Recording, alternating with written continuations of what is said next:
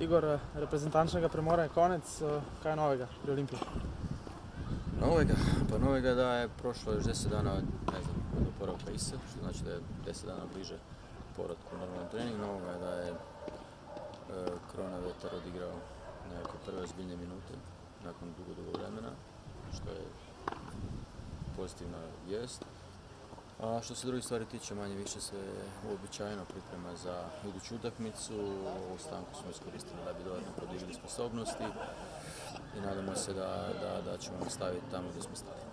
Zagotovo ste pregledali tekme Aluminija, odkot preti največja nevarnost. Doma igrajo kar dobro. Igraju dobro ne samo doma, nego igraju dobro i protiv, ajmo reći, tih najboljih ili ponajboljih momčadi u ligi, kao što su igrali dobro i u Domžalama i protiv Rudara. Pa čak i Gorica u gostima gdje su nesretno, mislim, izgubili u zadnji čas. Igrali su sad fenomenalnu utakmicu protiv Maribora prije 2 kola kući, tako da moramo biti oprezni, moramo biti spremni na to da ćemo imati nezgodno protiv protiv sebe koji može biti nezgodan u polukontrama i kontrama, imaju dosta hitre, brze, žive igrače, tako da nas čeka težak posao.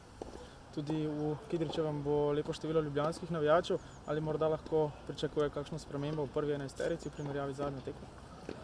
Pa neće biti sasvim sigurno previše premenjavi šta god da se desi do tada, makar i zadnji put jednom kad sam pitali se neko da je manje više sve isto, pa smo imali 2-3 ozljede u zadnji čas, tako da ima još 2 dana utakmice, ko zna šta će se može desiti, ali